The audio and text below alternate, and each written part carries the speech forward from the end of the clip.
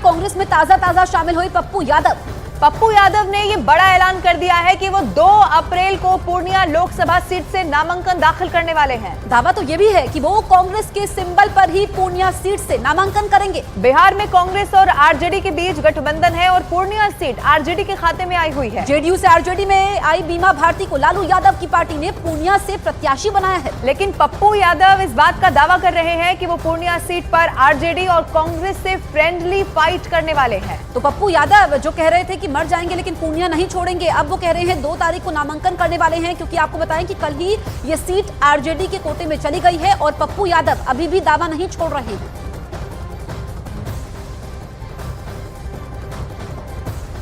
बिहार में 29 मार्च को महागठबंधन में सीट शेयरिंग फाइनल होने के बाद पप्पू यादव की उम्मीदों पर पानी फिरता हुआ दिख रहा है, लेकिन आरजेडी की तरफ से पूर्णिया लोकसभा सीट पर बीमा भारती को उम्मीदवार बनाए जाने के बाद इस सीट को लेकर सियासी घमासान मचा हुआ है। जानकारी के मुताबिक पप्पू यादव अभी भी पूर्णिया सीट छोड़ने के लिए तैयार नहीं है और वो निर्दलीय उम्मीदवार के तौर पर भी किस्मत आजमा सकते हैं। मतलब कांग्रेस और आरजेडी जिसने बिहार में 7 चुनाव लड़ने का ऐलान किया है, उसी सीट पर पप्पू यादव बनाम बीमा भारती के बीच मुकाबला शुरू हो चुका है और इसीलिए ये महाभारत इस सीट को लेकर देखने को मिल रही है।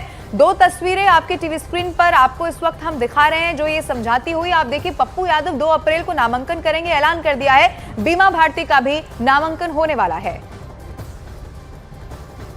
अब चलिए आपको ये बताते हैं कि पूर्णिया सीट पर कांग्रेस और आरजेडी में किस तरीके से पेच फंसा हुआ है और इसके पीछे वजह है कि कांग्रेस से पप्पू यादव और आरजेडी से बीमा भारती आमने सामने है। अब आपके टीवी स्क्रीन पर हम आपको दिखा रहे पेज कैसे फंसा हुआ है। पप्पू यादव अपनी पार्टी का कांग्रेस में विलय करा चुके हैं। जेडीयू से आरजेडी में शामिल हुई है बीमा भारती और देखिए पेज फंसा हुआ है। आपको बताएं कि आरजेडी के खाते में ये सीट चली गई, कल ही ऐलान होता है। चंद्रमोहन हमारे साथ पटना से लाइव मौजूद हैं। चंद्रमोहन, पप्पू यादव दावेदारी नहीं छोड़ रहे हैं, 2 तारीख को नामांकन दाखिल करने वाले हैं, इसको कैसे देखें? बिल्कुल, देखिए, पप्पू यादव सिर्फ पूर्णिया से चुनाव लड़ने के लिए और टिकट पाने के लिए अपनी पार्टी का विलय कांग्रेस के साथ किए थे और अभी भी पप्पू यादव ने साफ तौर पर यह कहा है कि वो पूर्णिया से ही चुनाव लड़ेंगे और कांग्रेस के टिकट पर लड़ेंगे। तो साफ तौर पर समझा जा सकता है कि बिहार में महागठबंधन की बात की जा रही है, एक साथ चुनाव मैदान में जाने की बात की जा रही है, सीट बंटवारे की बात की जा रही है, तो वहीं पूर्णिया में एक दूसरे के खिलाफ चुनाव मैदान में होंगे। जाहिर सी बात है, साफ तौर पर समझा जा सकता है कि आरजेडी और कांग्रेस के बीच सीट बंटवारे को लेकर पिछले कई दिनों तक मंथन चला और कांग्रेस यह चाहती थी कि 3 ऐसी सीट है जो उनके खाते में आए। औरंगाबाद कांग्रेस चाहती थी लेकिन नहीं मिल पाया, बेगूसराय कांग्रेस चाहती थी नहीं मिल पाया, पूर्णिया चाहती थी नहीं मिल पाया और अब पप्पू यादव ने साफ तौर पर यह ऐलान कर दिया है कि वो 2 तारीख को वहां से नॉमिनेशन करेंगे, कांग्रेस के टिकट पर करेंगे। तो साफ तौर पर समझा जा सकता है कि आखिर ये कैसा गठबंधन है जहां बिहार में महागठबंधन बनाने की बात कर रहे हैं और वहीं एक दूसरे के खिलाफ चुनाव मैदान में भी जा रहे हैं। तो इसका नाम फ्रेंडली फाइट दिया गया है, लेकिन एक दूसरे के सामने चुनाव मैदान में होंगे और बहाना फ्रेंडली फाइट का होगा। ठीक है, आप बने रहिएगा चंद्रमोहन हमारे साथ। एक और बड़ी खबर दर्शकों को जो मिल रही है वो बता देते हैं। पप्पू यादव के पूर्णिया से चुनाव लड़ने के ऐलान के बाद बिहार के पूर्व डिप्टी सीएम तेजस्वी यादव का बड़ा बयान सामने आ चुका है। तेजस्वी यादव ने कहा कि आरजेडी ने कांग्रेस के साथ गठबंधन किया है, किसी व्यक्ति के साथ गठबंधन नहीं हुआ है। तेजस्वी यादव ने कहा कि सीट शेयरिंग की बात जनवरी से चल रही है और ये 5 दलों का गठबंधन है।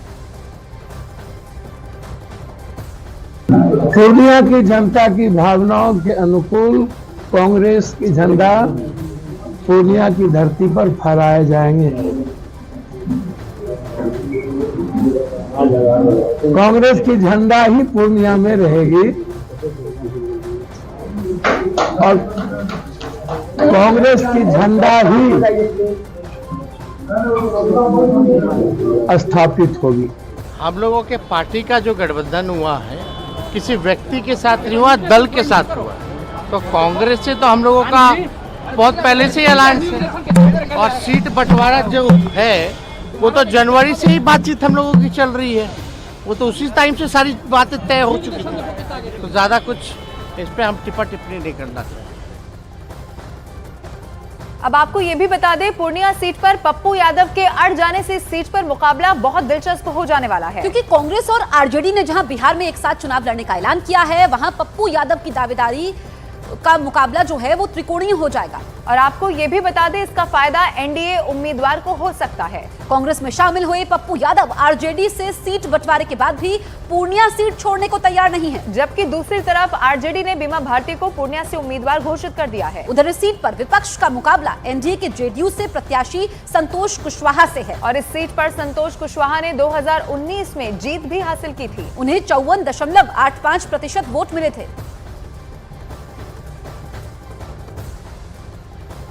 उधर आरजेडी के नेता शक्ति सिंह यादव ने पूर्णिया से दावेदारी कर रहे पप्पू यादव पर बयान दिया है। उनकी तरफ से कहा गया कि ये फैसला उन्हें यानी कि कांग्रेस को लेना है और आरजेडी का इससे कोई लेना देना नहीं है।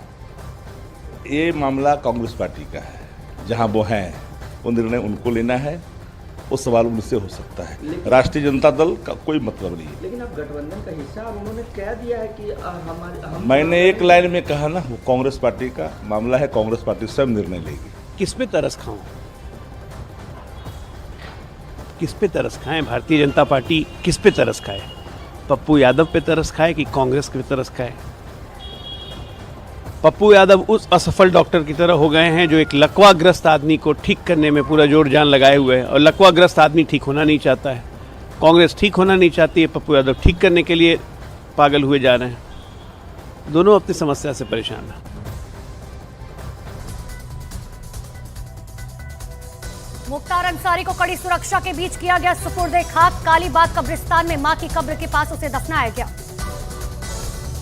मुख्तार अंसारी के छोटे बेटे उमर अंसारी और भाई अफजल अंसारी की मौजूदगी में कराई गई पूरी प्रक्रिया। मुख्तार अंसारी को दफनाए जाने के बाद लोगों ने मिट्टी डालने की इच्छा जताई। पुलिस ने कड़ी सुरक्षा के बीच ग्रुप बनाकर मिट्टी डालने की अनुमति दी। भारी संख्या में समर्थकों की उमड़ी भीड़। जनाजे की नमाज के दौरान लोग कब्रिस्तान के अंदर जाने के लिए होड़ मचाते हुए दिखे। पुलिस ने सुरक्षा घेरा बनाकर लोगों को गेट से दूर किया। मुख्तार के समर्थकों से पुलिस और परिवार वालों ने शांति बनाए रखने की अपील की। मुख्तार अंसारी के समर्थकों के बीच उसको कंधा देने के लिए मची होड़। लोगों ने मुख्तार के जनाजे को चारों तरफ से घेरा।